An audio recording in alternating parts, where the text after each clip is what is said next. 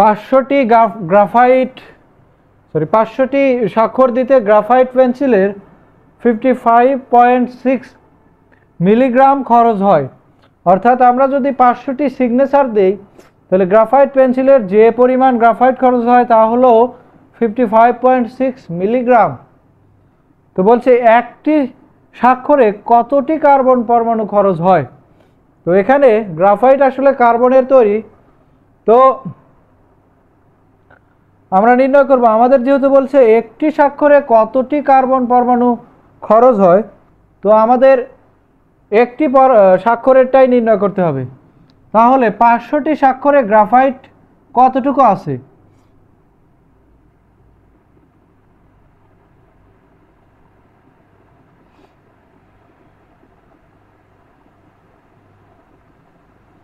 (55.6 milligram, এটাকে আমরা গ্রামে কনভার্ট করব 10⁻³ গ্রাম।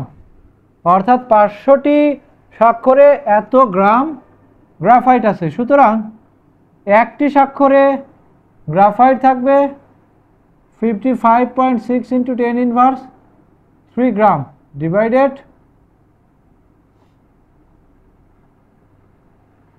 500। তাহলে একটি স্বাক্ষরে অত গ্রাম গ্রাফাইট আছে।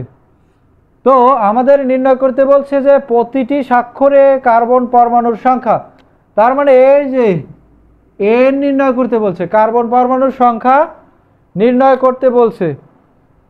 আর এখানে আমরা জানি যে একটি স্বাক্ষর দিতে গ্রাফাইট বা কার্বন লাগে এত গ্রাম, তার মানে আমাদের এটা কি, এটা W না, এটা W দেওয়া আছে যে 55.6 × 10⁻³ ডিভাইডেড,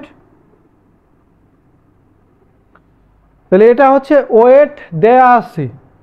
তো আমাদের এইটা চাইছে আর এই ওয়েটটা দেয়া আছে। আর MW যেহেতু কার্বন, সেহেতু কার্বনের আণবিক ভর কত, 12 গ্রাম। সেটা আমরা গ্রাফাইট যে কার্বনের তৈরি সেখান থেকে বুঝলাম। তাহলে এবার আমরা ওই ইকুয়েশনটা ধরবো। তাহলে N/Na ইকুয়াল W/MW।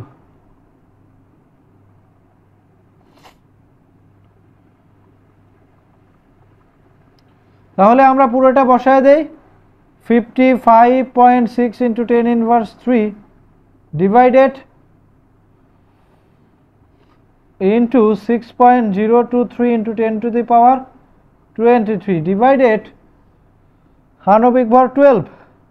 তো এটা যদি আমরা ইকুয়েশনটা ক্যালকুলেট করি এটা, তাইলে আমাদের অ্যান্সার আসে